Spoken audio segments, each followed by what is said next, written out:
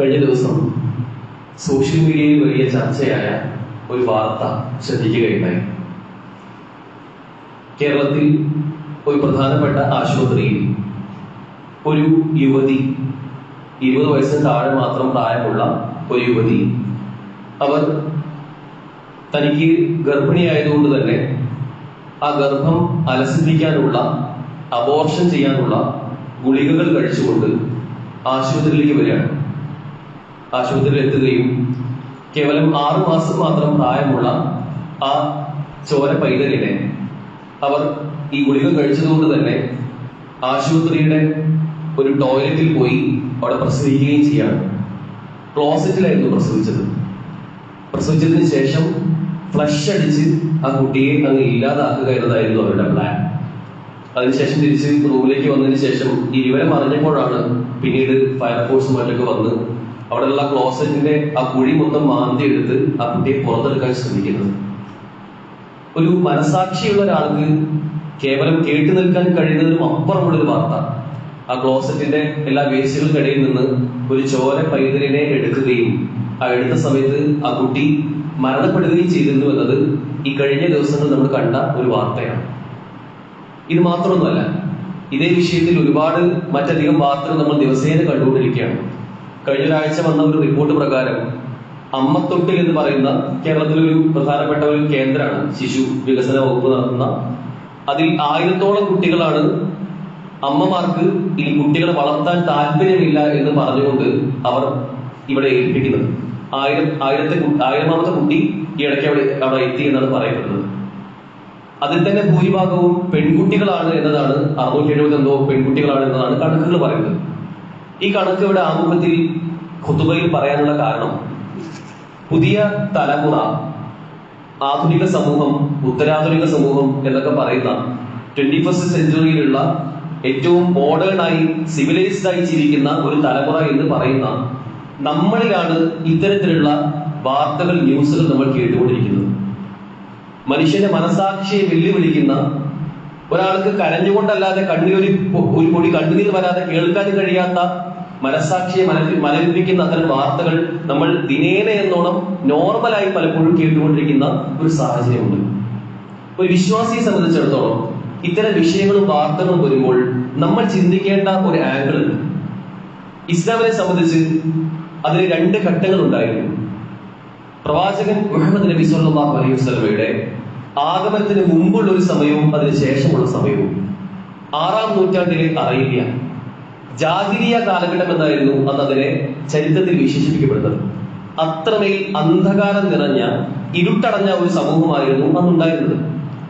അവർക്ക് മദ്യമില്ലാതെ ജീവിക്കാൻ കഴിയുമായിരുന്നില്ല. ലഹരിയില്ലാതെ അവർക്ക് മുന്നോട്ട് നീങ്ങാൻ കഴിയുമായിരുന്നില്ല.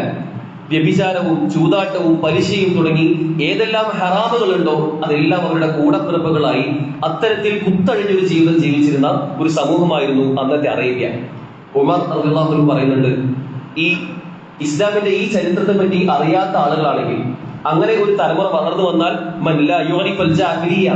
ജാഹിലിയത്തെ പറ്റി അറിയാത്ത ഒരു തലമുറ വളർന്നു കഴിഞ്ഞാൽ അവർ ഇസ്ലാമിന്റെ ഇഴകൾ ഓരോന്നായി അഴിഞ്ഞുകൊണ്ടിരിക്കുന്നതാണ്.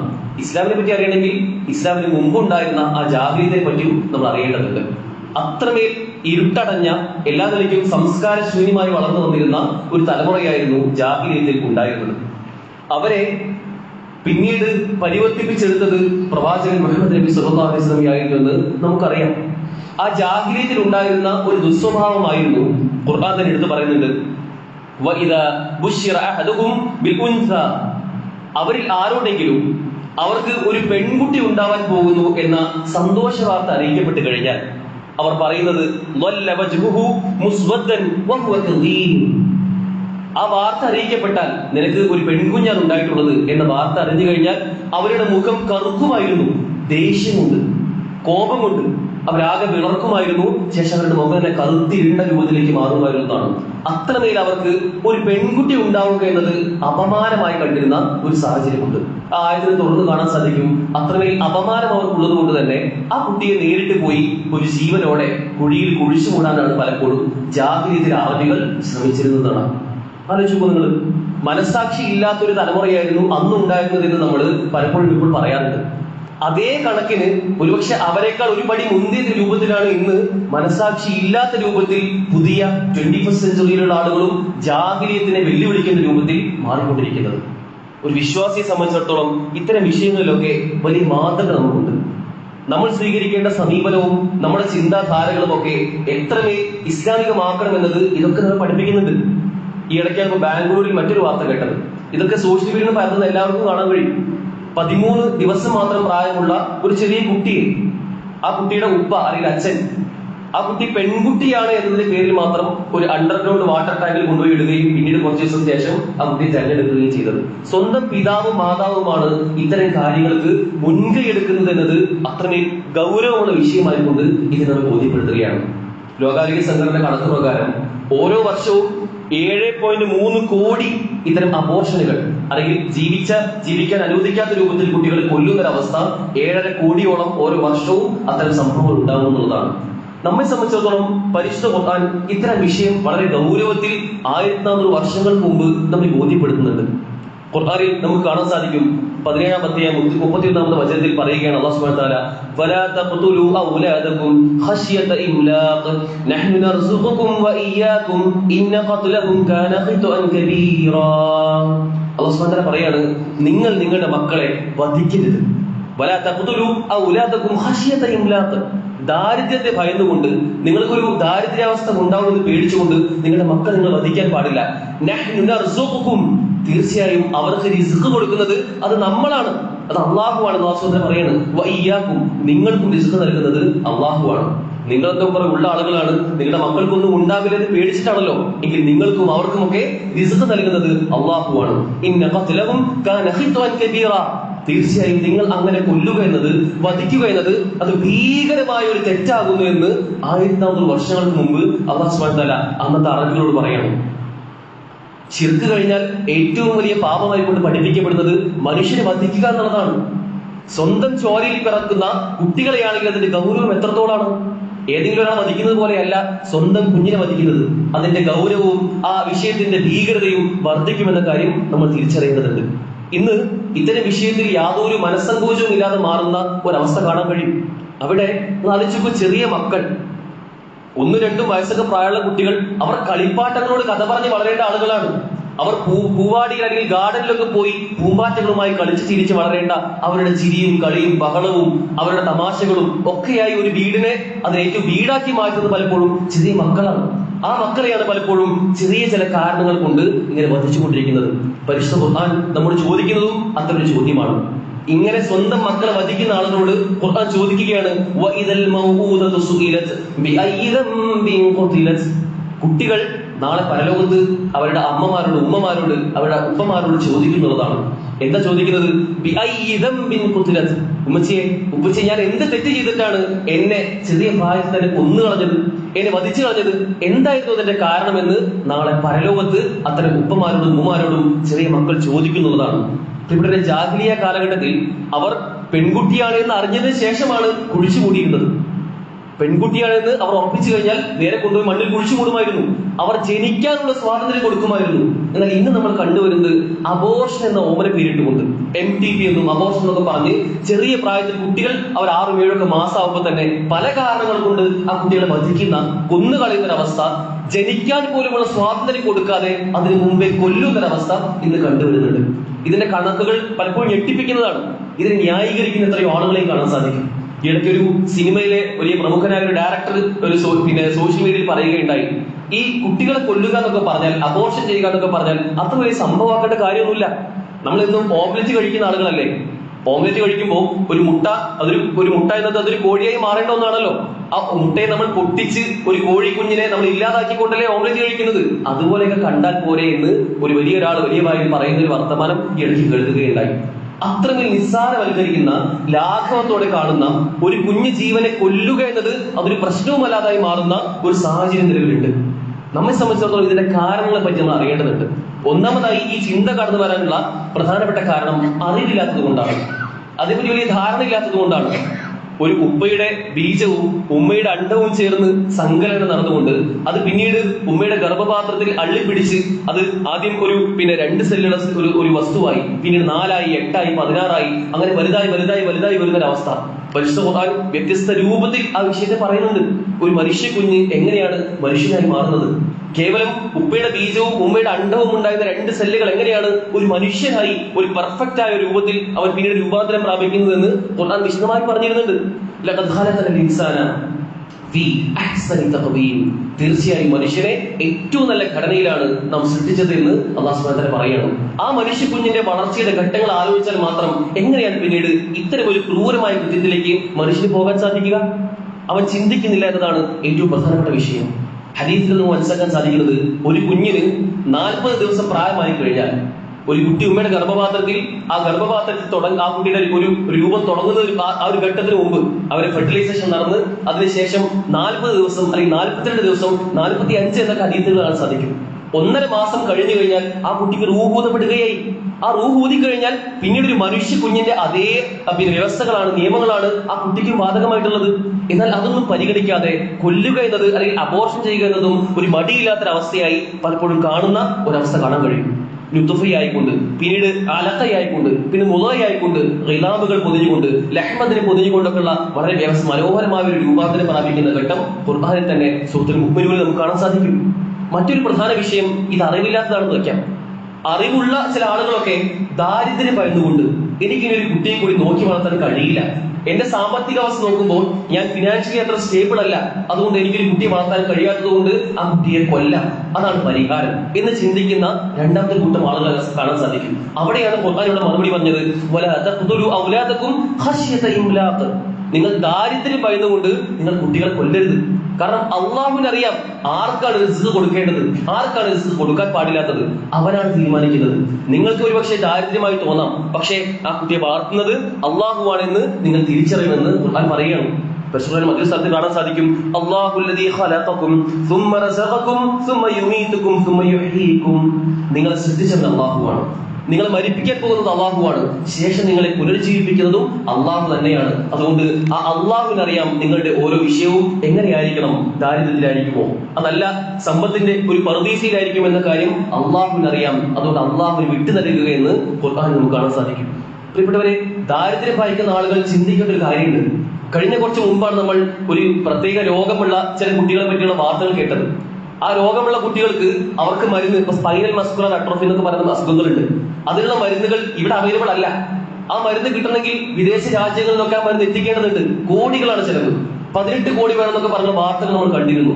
എന്നാൽ ആ വാർത്ത വന്ന് മിനിറ്റുകൾക്കുള്ളിൽ, മണിക്കൂറുകൾക്കുള്ളിൽ, 1-2 ദിവസങ്ങൾക്കുള്ളിൽ ആ എമൗണ്ട് പൂർണ്ണമായും സുമനസ്സുള്ള ആളുകൾ ഡൊണേറ്റ് ചെയ്യാണ്.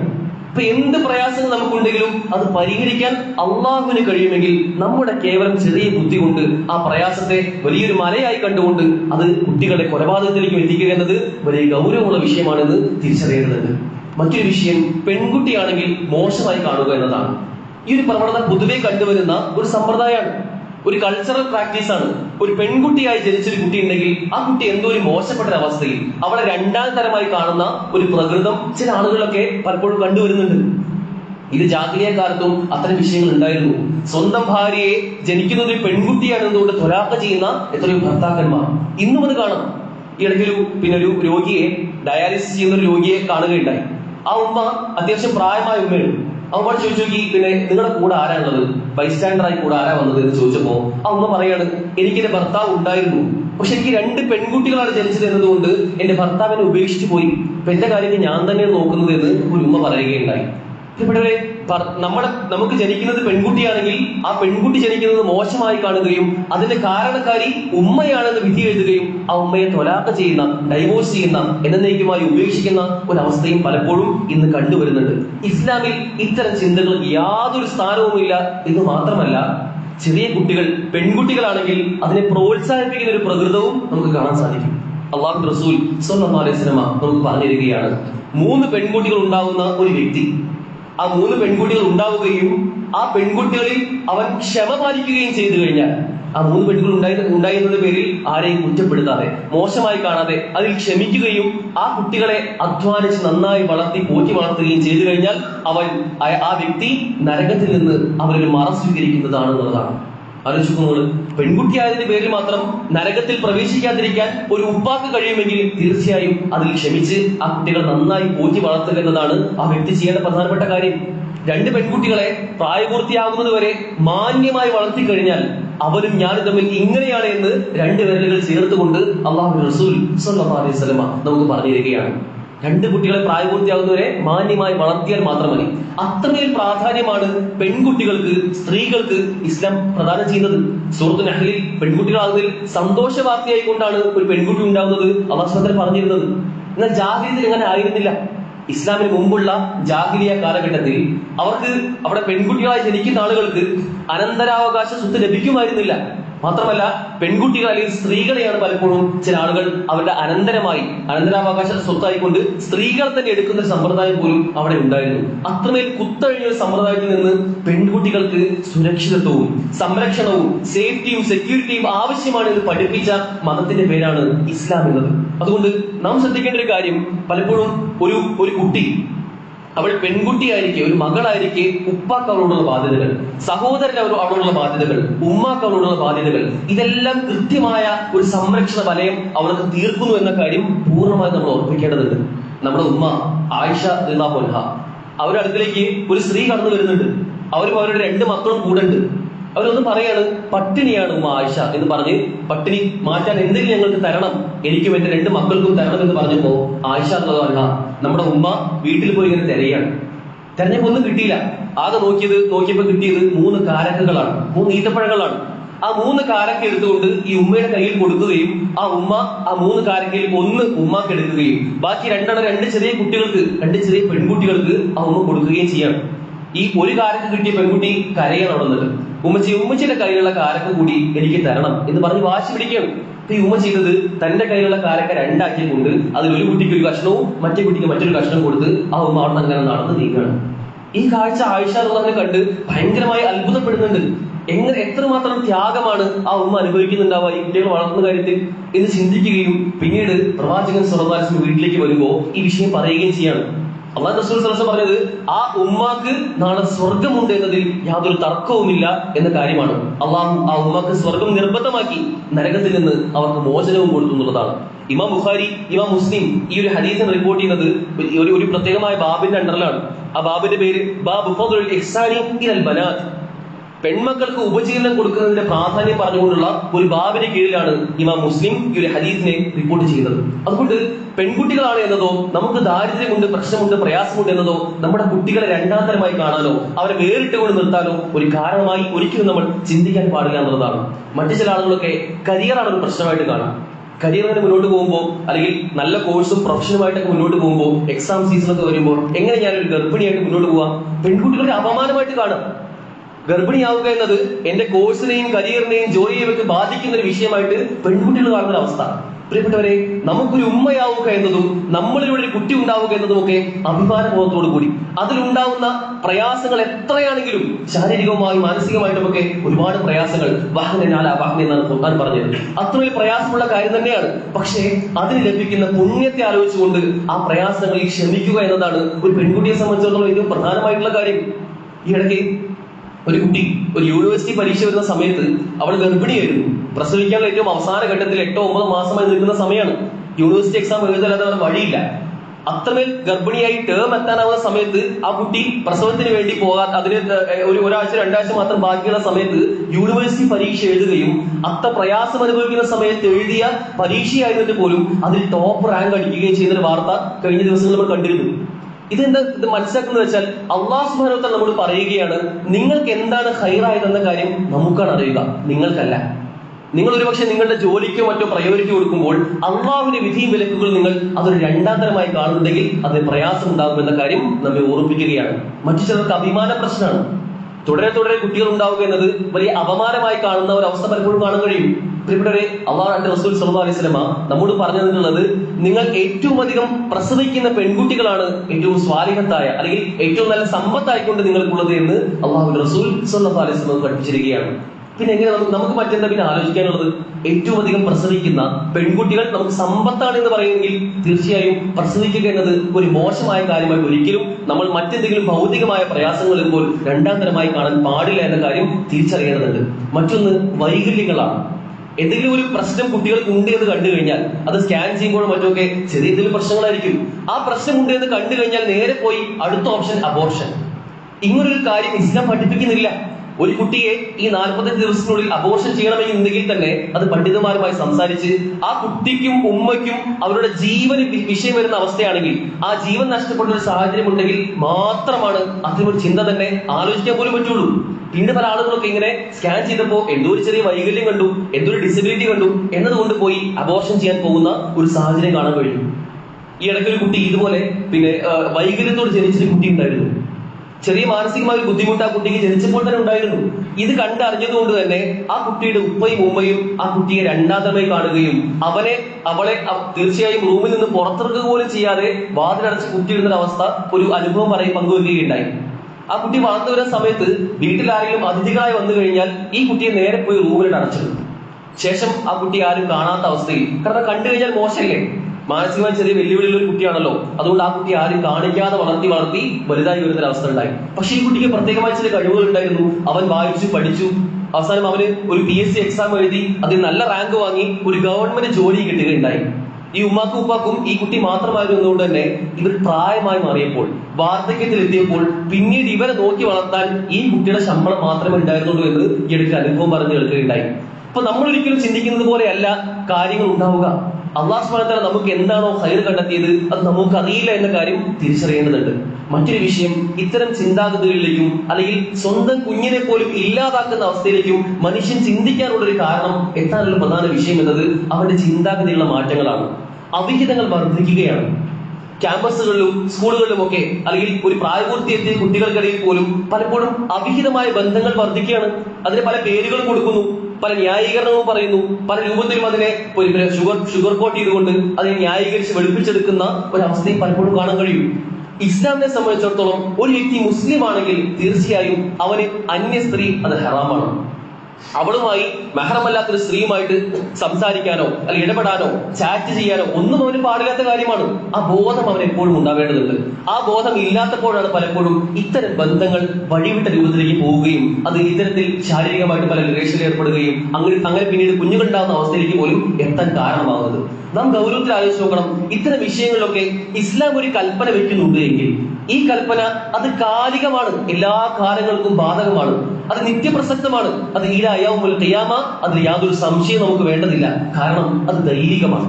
അള്ളാഹു സുബ്ഹാനഹു വ തആല നമുക്ക് പറഞ്ഞ് പഠിപ്പിച്ച വിഷയമായതുകൊണ്ട് തന്നെ നമുക്ക് യാതൊന്നും അതിൽ സന്ദേഹിക്കാനില്ല, ഡൗട്ട് അടിക്കാനില്ല. കാരണം വഅസ അൻ തക്റഹു ശൈഅൻ വഹുവ ഖൈറുൽ ലക്കും. സൂറത്തുൽ ബഖറയിൽ അള്ളാഹു സുബ്ഹാനഹു വ തആല പറയാണ്, നിങ്ങൾക്ക് ഒരു കാര്യത്തോട് വെറുപ്പുണ്ടായേക്കാം, പക്ഷെ ഖൈറുൽ ലക്കും, പക്ഷെ ആ കാര്യത്തിൽ നിങ്ങൾക്ക് അതൊരു ഗുണമായി ഭവിച്ചേക്കാം. നിങ്ങൾക്ക് ഒരു കാര്യം ഭയങ്കര ഇഷ്ടമുണ്ടായേക്കാം, പക്ഷെ അത് നിങ്ങൾക്കൊരു ഷർറായിരിക്കാം, ഒരു ദോഷമായിരിക്കാം ഭാവിയിൽ ഉണ്ടാക്കുക. അള്ളാഹു പറയാണ്, വല്ലാഹു യഅലമു വഅൻതും ലാ തഅലമൂൻ. അള്ളാഹുവാണ് എല്ലാം അറിയുന്നവൻ, നിങ്ങൾ ഒന്നും അറിയുന്നില്ല. നിങ്ങളുടെ കണ്ണുകൊണ്ടും കാതുകൊണ്ടും നിങ്ങൾ മനസ്സിലാക്കിയ കാര്യങ്ങൾ കൊണ്ടും ചിന്തിച്ചെടുക്കുന്ന കാര്യങ്ങൾ അത് വളരെ നിസ്സാരമാണ്. എന്നാൽ അള്ളാഹു ചിന്തിക്കുന്ന കാര്യങ്ങൾ അത് നിങ്ങളുടെ ചിന്തകൾക്കും അപ്പുറമുള്ള കാര്യങ്ങളാണ്. അതുകൊണ്ട് അള്ളാഹു പറയുന്നതാണ് നമ്മുടെ ജീവിതത്തിന്റെ അടിസ്ഥാനമായ ആധാരം.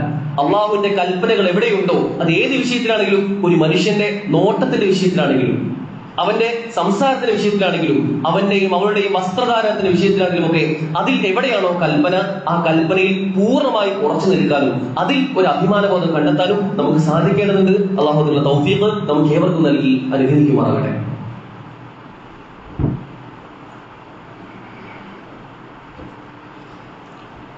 അൽഹംദുലില്ലാഹ് വസ്സലാത്തു വസ്സലാമു അലാ റസൂലില്ലാഹ് വഅലാ ആലിഹി വസഹ്ബിഹി അജ്മഈൻ. അമ്മാ ബഅദ്. കുഞ്ഞുങ്ങൾ നമുക്ക് എന്നും സന്തോഷം നൽകുന്നതാണ്.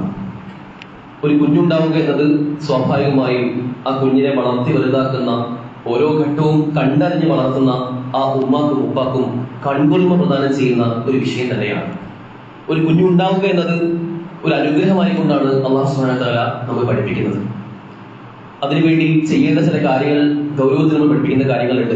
ഒന്ന്, ഗർഭധാരണത്തിന്റെ സമയത്ത് തന്നെ കുഞ്ഞുങ്ങൾക്ക് വേണ്ടി പ്രാർത്ഥിക്കുക എന്നത് ഒരു ഉപ്പയുടെയും ഉമ്മയുടെയും വലിയ ഉത്തരവാദിത്തമാണ്. ആ കുഞ്ഞ് ജനിച്ചു കഴിഞ്ഞാൽ ബറക്കത്തിന് വേണ്ടി പ്രാർത്ഥിക്കുക എന്നൊരു പ്രത്യേക പ്രാർത്ഥന തന്നെ അവിടെ പഠിപ്പിക്കപ്പെടുന്നുണ്ട്. കുട്ടി ജനിച്ചു കഴിഞ്ഞാൽ ഏറ്റവും നല്ലൊരു പേരിടുന്ന, നല്ല അർത്ഥവത്തായ ഒരു പേര് ആ കുട്ടിക്ക് ഇടുക എന്നതും ഉപ്പയുടെയും ഉമ്മയുടെയും, ഒരു മുസ്ലിമായ ഉപ്പയുടെയും ഉമ്മയുടെയും ബാധ്യതയാണ് എന്നും ഖുർആനിലൂടെ അല്ലാഹു പഠിപ്പിക്കുന്നുണ്ട്. മറ്റൊന്ന്, ആ കുട്ടിക്ക് വേണ്ട ഉപജീവനം നൽകുക.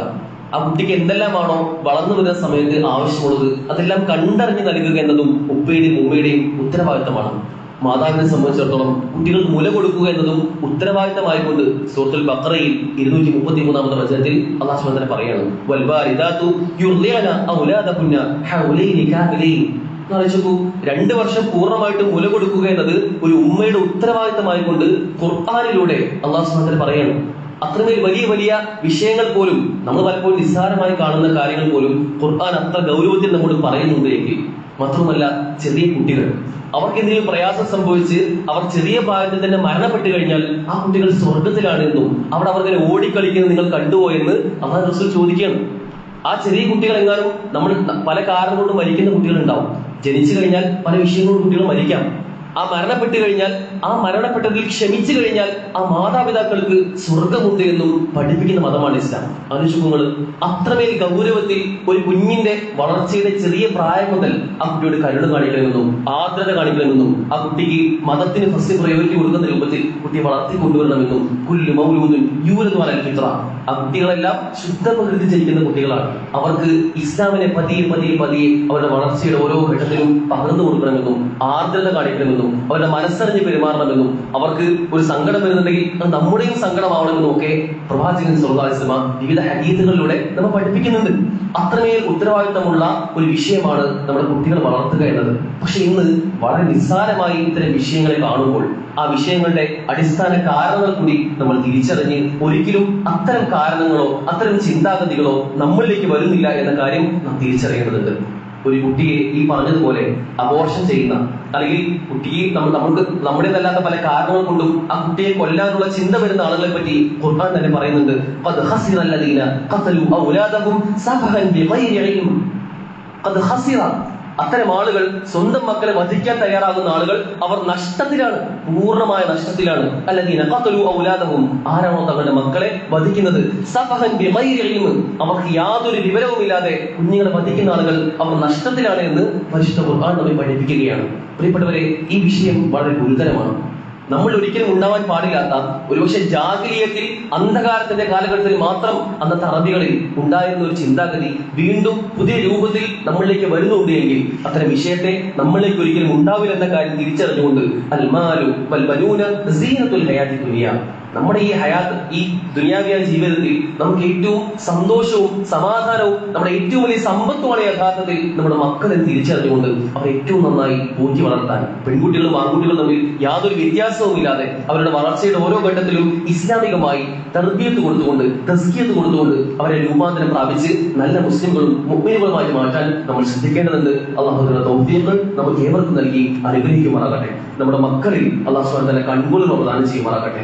മക്കളെ വളർത്തുന്ന കാര്യത്തിൽ ഒരു മാതൃകാപരമായ രൂപത്തിൽ വളർത്തുന്ന രക്ഷിതാക്കളായി അല്ലാഹു നമ്മെ ഏവരെയും മാറ്റി തരുമാറാകട്ടെ. നമ്മൾ സംഭവിച്ചു പോയിട്ടുള്ള തെറ്റുകുറ്റങ്ങൾ അല്ലാഹു സുബ്ഹാനഹു വ തആല പുറത്തു മാപ്പാക്കി തരുമാറാകട്ടെ. നമ്മുടെ മരണപ്പെട്ടു പോയ നമ്മുടെ ഉമ്മമാർ, ഉപ്പമാർ, നമ്മുടെ മക്കൾ, ചെറിയ മക്കൾ, അവർക്കെല്ലാം അല്ലാഹു മഗ്ഫിറത്തും റഹ്മത്തും നൽകി നാളെ നമ്മുടെ ജന്നാത്തുൽ ഫിർദൗസിൽ നമ്മയും അവരെയും ഒരുമിച്ച് കൂട്ടി അനുഗ്രഹിക്കുമാറാകട്ടെ. നമ്മളിൽ ഇപ്പോഴും വ്യത്യസ്ത രോഗങ്ങളുള്ള, വൈകല്യങ്ങളുള്ള, കഷ്ടപ്പാടുകളുള്ള ഒരുപാടധികം ആളുകളുണ്ട്. അവർക്കെല്ലാം അല്ലാഹു ആഫിയത്തിനെ പ്രദാനം ചെയ്യുമാറാകട്ടെ. മാരകമായ അസുഖങ്ങളുള്ള ആളുകൾക്ക് അല്ലാഹു ശിഫാഉൽ ആജിൽ പ്രദാനം ചെയ്യുമാറാകട്ടെ. നമ്മുടെ മക്കളിലും കുടുംബത്തിലുമെല്ലാം അല്ലാഹു തർബീയത്തും തസ്കീത്തും നൽകി അവരിൽ കൺകുളിർമ പ്രദാനം ചെയ്യുമാറാകട്ടെ. അല്ലാഹുമ്മ اغفر للمؤمنين والمؤمنات والمسلمين والمسلمات والأحياء منهم والأموات. اللهم أعز الإسلام والمسلمين وأذل الشرك والمشركين. اللهم انصر إخواننا المجاهدين في فلسطين. اللهم انصر إخواننا المجاهدين في فلسطين. اللهم انصر إخواننا المجاهدين في كل مكان. اللهم اجرنا من النار. اللهم اجرنا من النار. اللهم اجرنا من النار. ربنا آتنا في الدنيا حسنة وفي الآخرة حسنة وقنا عذاب النار. ربنا تقبل منا إنك أنت السميع العليم وتب علينا إنك أنت التواب الرحيم واغفر لنا يا غافر المذنبين والحمد لله رب العالمين.